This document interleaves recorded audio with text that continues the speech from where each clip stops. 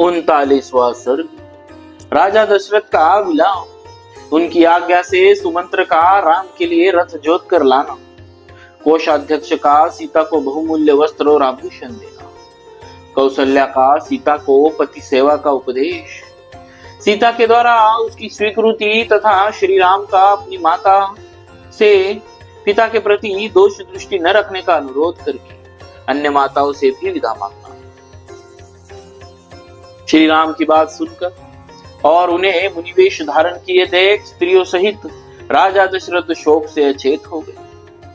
दुख से संतप्त होने के कारण वे श्री राम की ओर भर आंख देख भी न सके और देखकर भी मन में दुख होने के कारण उन्हें कुछ उत्तर न दे सके।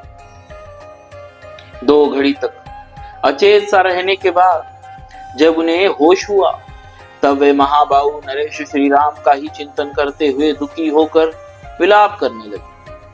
मालूम होता है मैंने पूर्व जन्म में अवश्य ही बहुत सी गौ का उनके बिछड़ों से विछोह कराया है अथवा अनेक प्राणियों की हिंसा की।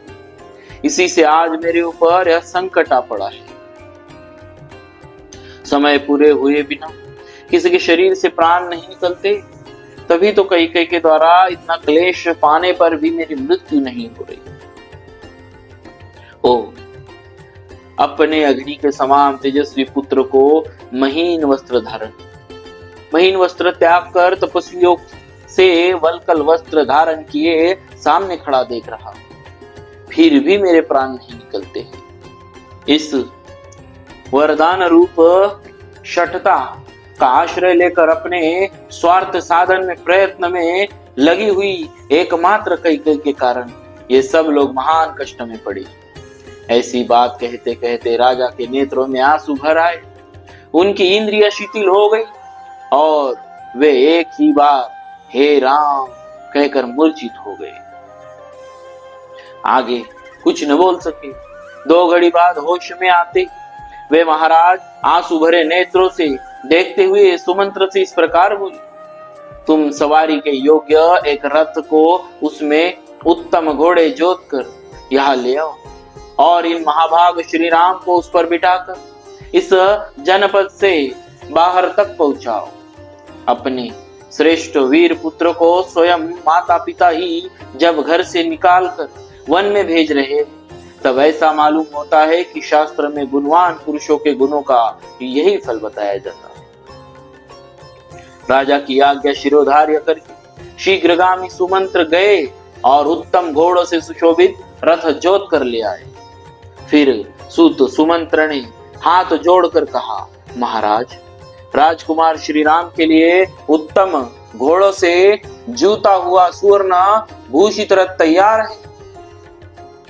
तब देश काल को समझने वाले सब ओर से शुद्ध इहलोक और परलोक से उन्नीत राजा दशरथ ने तुरंत ही धन संग्रह के व्यापार में नियुक्त कोषाध्यक्ष को बुलाकर यह निश्चित बात कही, तुम विदेह कुमारी सीता के पहनने योग्य बहुमूल्य वस्त्र और महान आभूषण जो 14 वर्षों के लिए पर्याप्त हो गिनकर शीघ्र ले आओ।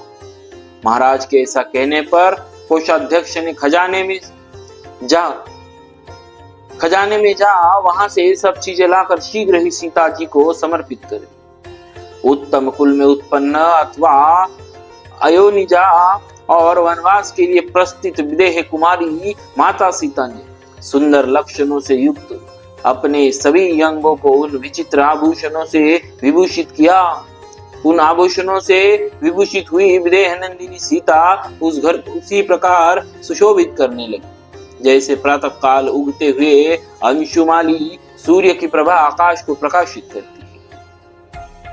उस समय सास कौशल्या ने कभी दुखद बर्ताव न करने वाली मिथिलेश कुमारी सीता को अपने दोनों भुजाओं से कसकर छाती से लगा लिया और उनके मस्तक को सूंघकर कहा, बेटी जो स्त्रियां अपने प्रियतम पति के द्वारा सदा सम्मानित होकर भी संकट में पड़ने पर उसका आदर नहीं करती वे इस संपूर्ण जगत में असती दुष्टा के नाम से पुकारी जाती।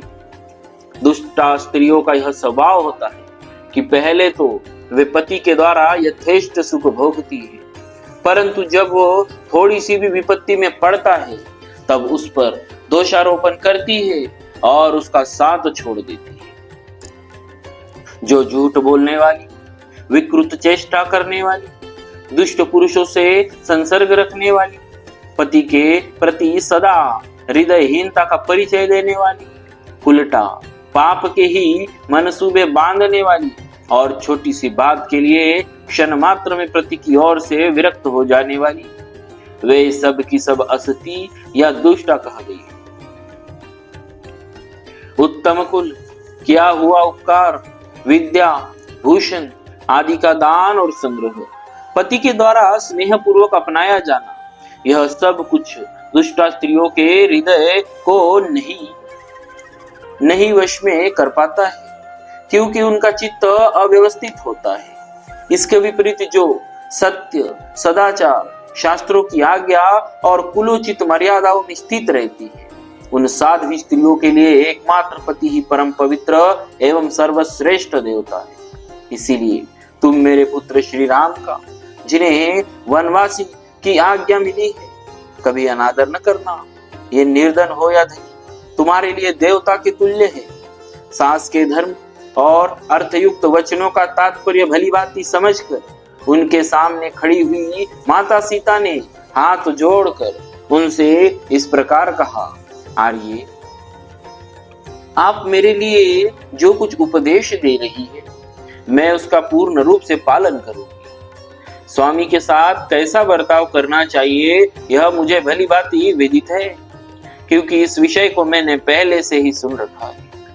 पूजनीय माता जी, आपको मुझे असती स्त्रियों के समान नहीं मानना चाहिए, क्योंकि जैसे प्रभा चंद्रमा से दूर नहीं हो सकती, उसी प्रकार मैं पतिव्रत धर्म से विचलित नहीं हो सकती।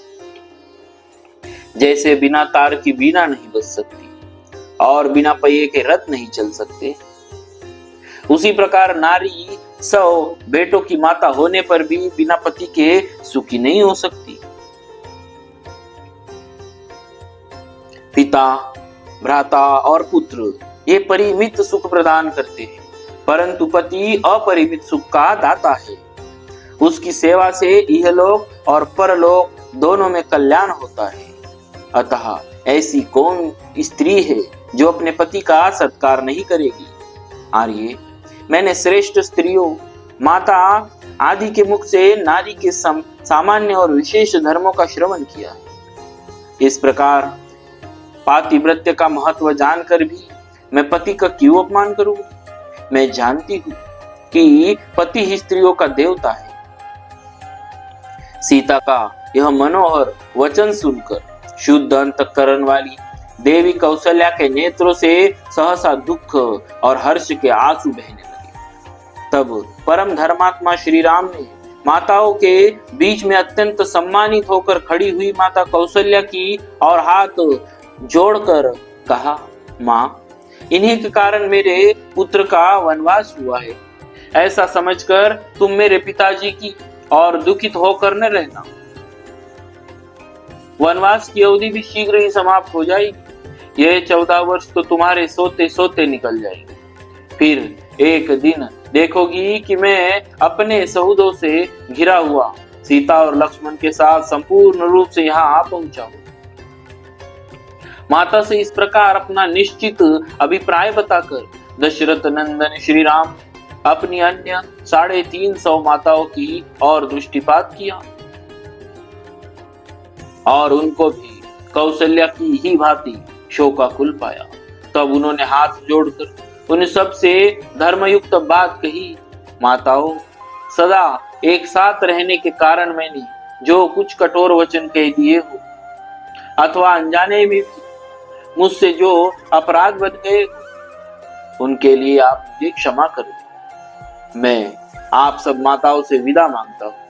राजा दशरथ की उन सभी स्त्रियों ने रघुनाथ जी का यह समाधानकारी धर्मयुक्त वचन सुना। सुनकर उन सब का चित्त शोक से व्याकुल हो गया।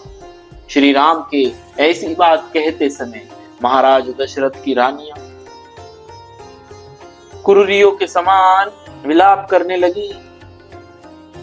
उनका वह आर्तनाद उस राजभवन में सब और गूंज उठा। राजा दशरथ जो भवन पहले मूरज राजा दशरथ जी का जो भवन पहले मूरज, प्रणव और मेघ आदि वाद्यों के गंभीर घोष से गूंजता रहता था, वही विलाप और रोदन से व्याप्त हो संकट में पड़कर अत्यंत दुख में प्रतीत होने लगा।